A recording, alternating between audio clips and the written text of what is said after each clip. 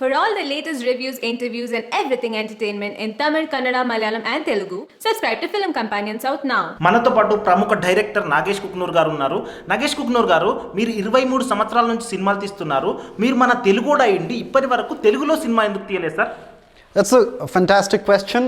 Actually, na first film నేను హైదరాబాద్లోనే shoot చేశా. దాని పేరు Hyderabad blues. But people thought it's a blue film. During my MPhil years, my thesis was on Telugu filmmakers who went to the US as engineers, learnt filmmaking and came back to India to make Telugu films that flowed against the tide. The list included filmmakers like Shekhar Kamula, Krish and Devakatta. But the OG was Nagesh Kukunoor.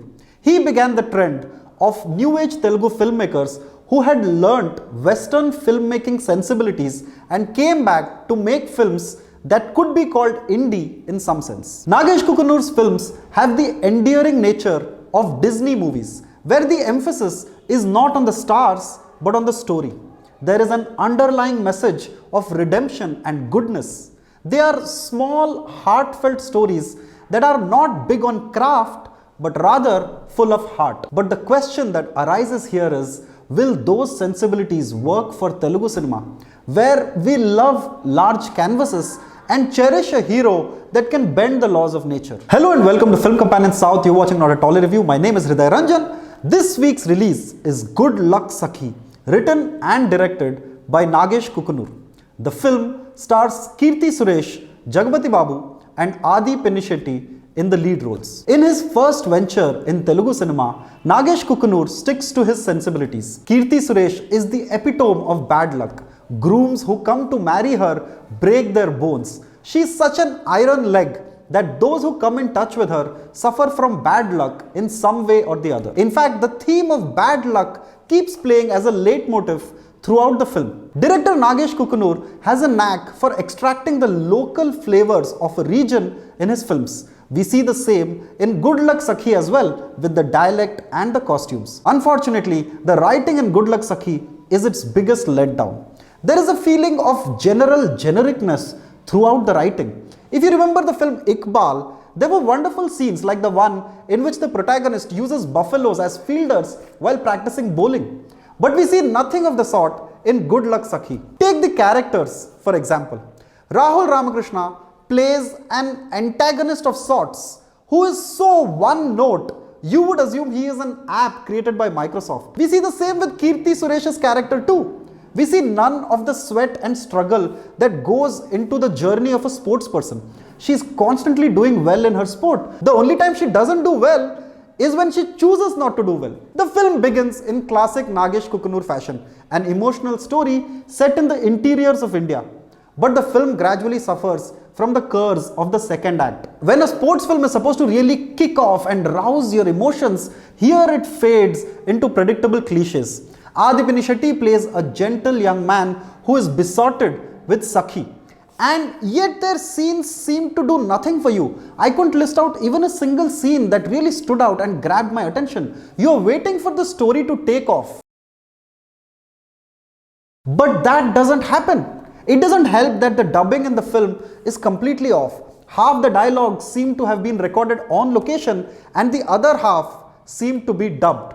This is highly distracting and renders many of the lines incoherent, and you are left guessing. For a sports drama, Good Luck Sakhi is not thrilling enough. We get scenes that we have seen a number of times in movies. The montage of the village girl who has come to the city and is now in a mall buying clothes. An infatuation with the coach that thankfully is resolved rather quickly. The film also left me with a number of unanswered questions. Why did Jagapathi Babu come to this particular village to look for new talents? What makes Sakhi such a good shooter? The fact that she was good at marbles when she was a kid is too simple to digest. It's like saying that because I watched a lot of porn as a kid, I could become a good cinematographer. You know, because I have knowledge of angles and stuff. The lackluster writing unfortunately reflects in the performances as well.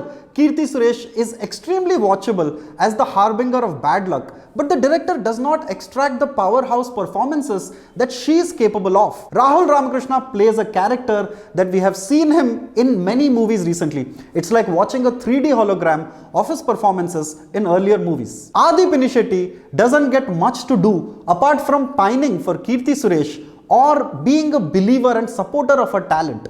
It's the kind of role that we usually see heroines play in our movies, and here, even though the genders are reversed, it is still weak writing. Jagapathi Babu is the saving grace in the movie, putting in a restrained performance, portraying a mix of determination and concern.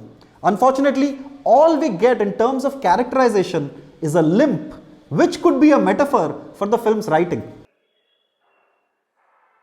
Good Luck Sakhi is a dull sports drama that makes you think that it is better to do engineering and get a job instead of pursuing sports. It does not whip up any excitement, and its characters and the whole story is rather humorless. For a film about shooting, I really wish it was better shot.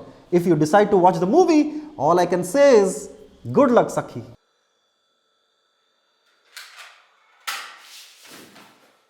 Thank you so much for watching our review of the film Good Luck Sakhi. Please do remember to press the bell icon and subscribe to our YouTube channel. If you don't subscribe to our YouTube channel, Jagapathi Babu will come and shoot you. Thank you. Hello hello hello Niranjan గారు వినపడుతుందా?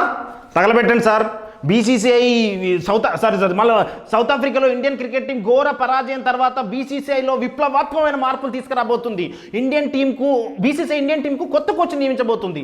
Last month ఆర్చరీలో, ఈ month షూటింగ్లో భారతదేశానికి గొప్ప విజయాలు సాధించి పెట్టిన ఒక వ్యక్తిని బీసీసీఐ కోచ్గా నియమించబోతుంది. ఎవరు? సచిన్, ద్రావిడ్ కాదు సార్, సేవక్ కాదు సార్, వీళ్ళందరూ వేస్ట్. జగపతి బాబు